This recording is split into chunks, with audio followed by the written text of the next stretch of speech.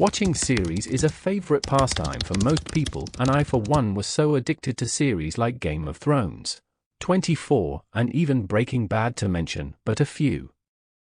But when one university student is so inspired by a crime TV series, and decides to put it into action by ending the lives of his entire family, that completely shocks the whole nation. Television has for a long time been the major source of entertainment, and at least 90% of homes in the world own a television set. We should know that what we read, watch, and consume has a tremendous effect on us, as much as we hate to agree. In fact, research has shown that crime dramas have an influence on their audience, who are in most cases youngsters. Most crime movies have, of course, the bad guy who for a long time goes unchecked, like the law is on his side. And then there's the good guy who is in most cases not portrayed as cool. He goes on a revenge mission and his crimes are justified. There is a big correlation between movie violence and violent crime in real life, as they suggest reasons to kill, and even ways in which you can kill and evade the law. Movies in fact affect the viewer's perception of the criminal justice system and their confidence in its ability to catch offenders. Young people then see life as if they have the justification to end the life of someone who they no longer see eye to eye, or who is frustrating their plans, and that could include their very own family members. Welcome back to Tavern Crime Chronicles. We explore strange, mysterious, chilling, and unsolved cases. If you have the nerve for fascinating stories, this is your channel. Today I take you to Kiambu County, in the central province of Kenya. Kiambu, which literally means the place of drizzles, is just about 14 kilometers from the capital city, Nairobi. Characterized by its fertile soils and plenty of rainfall, Kiambu is big on agriculture and feeds its people and neighbors with foodstuffs, dairy products, green vegetables, and fresh fruit. With a population of 200,000 people who are mainly Kikuyu, the family unit is the base of their organization. And it is in one of these families that a horror movie came to life on one fateful Saturday evening. So, sit down, grab a drink while I take you through the chilling, horrific ordeal of the boy who murdered his family. This is the story of Lawrence Warunge Njoroge. Born and raised in Kiambu, to Nicholas Njoroge Warunge and mother and Wanjiku, Lawrence Warunge was the firstborn of the family. At 22 years old, Lawrence was a student at Jomo Kenyatta University of Agriculture and Technology, pursuing a bachelor's degree in information technology. Lawrence often complained about his parents, and he had told his girlfriend that he wanted to do something that would make them live peacefully. Although not recorded, Lawrence had at one time reported his parents to the local council with claims that they wanted to bewitch him.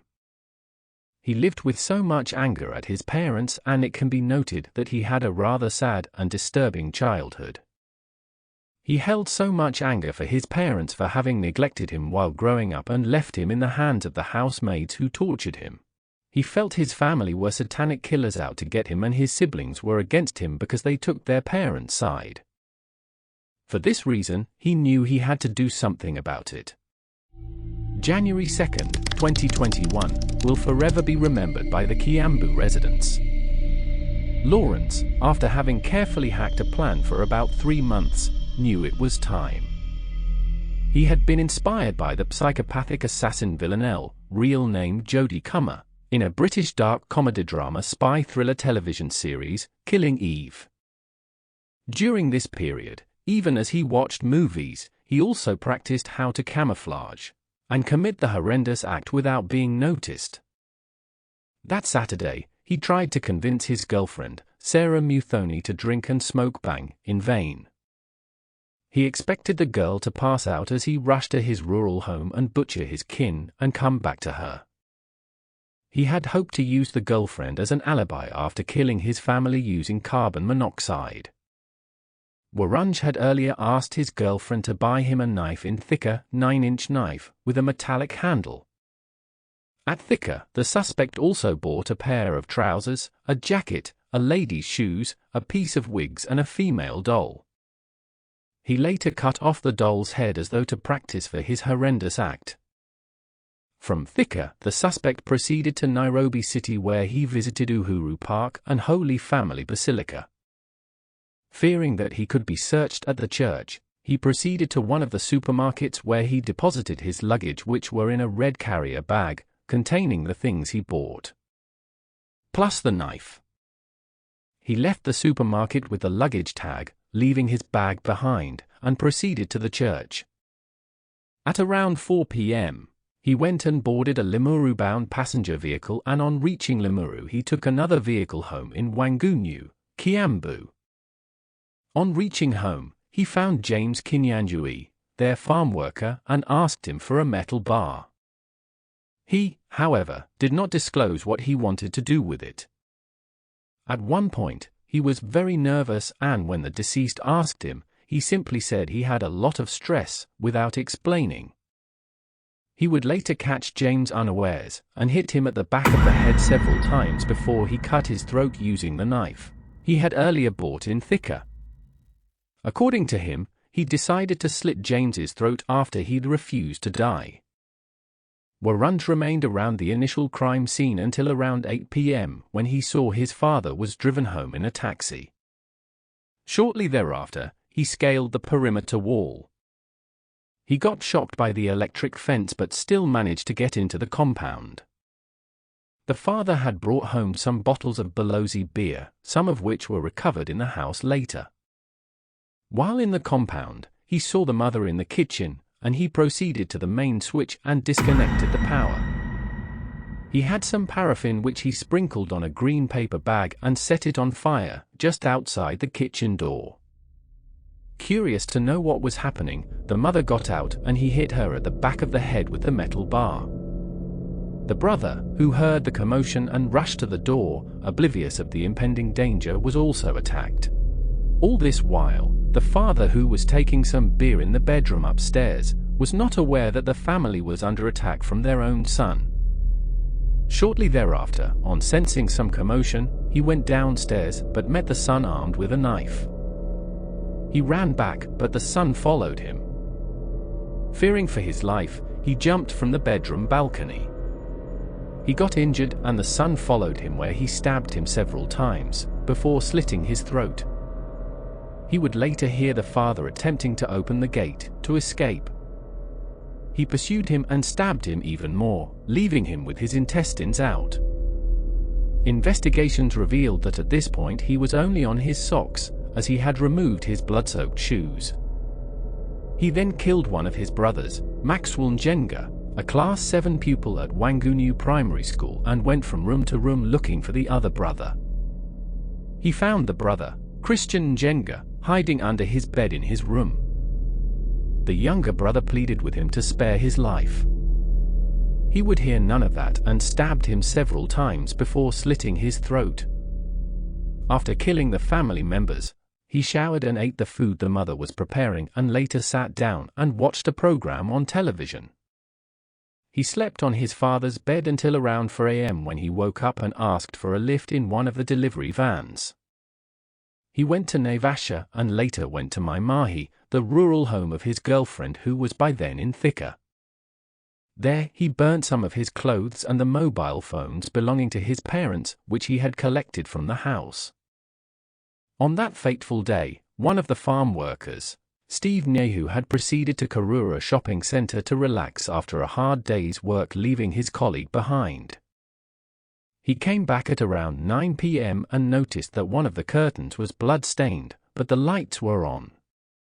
He got in and found his colleague James KENYAN lying in a pool of blood on a mattress in one of the rooms. Police were called, who later removed the body. However, before they left, they knocked at the gate of the adjacent home to find out if the residents had heard anything during the fatal attack. There was no response, and the officers concluded that the family had slept. Strange enough, the suspect watched everything from his parents' room upstairs, even as police processed the primary scene and finally removed the body. He would later go on the run and in hiding with his phone switched off, and on Friday at around midnight, he switched on his phone and detectives picked his signals. He was arrested in Lower Kibit, and to their surprise, he was not in any panic or showing any remorse. He in fact told detectives that he was shocked to see family members crying and mourning the deaths. He bought some pepper which he would bite or spray in his eyes in order to tear so as to appear like he was also mourning. The father had arrived in Kenya from the United States about a fortnight earlier, where he worked as a nurse. 2 of his daughters survived the cold-blooded murder since they had gone to school the previous day. One of the sisters is a Form 4 student and the other, a Form 2 student. A narrow escape it was. He had planned to wipe out the entire family, and on 2 occasions he aborted the plan. Finally, he had thought everyone was home, but unfortunately for him and fortunately for his sisters, they had left for school the previous day. Lawrence was arrested. He pleaded guilty and was asked to recount the whole ordeal, taking them through his plans, how he executed it, the route used, how he scaled the wall, how the weapons were used, and where he hid the weapons. Some weapons would be recovered from a latrine and others burned and buried. While in court, Lawrence recounted his plea and pled not guilty and requested for bail. It was heavily rejected by his relatives for fear that he may come and murder everyone else. A psychiatric report was done and presented in court that he is fit to stand trial after having earlier feigned mental instability. And as his family awaits justice, his sentence still looms, for the murderer is being held at the Industrial Area Remand Prison.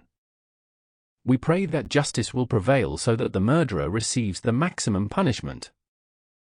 This is by far the most chilling case I have covered. For someone to end the lives of the same people who brought him into the world is nothing short of evil. Tell me, what do you think about this chilling case? I, for one, am completely perplexed and short for words. For a young man to be capable of such heinous crimes is pure evil. Well, if you like the way we presented this case, or are even interested in real crime documentaries, don't forget to subscribe and even share the thrills with your friends who may like the same. We'll see you next time.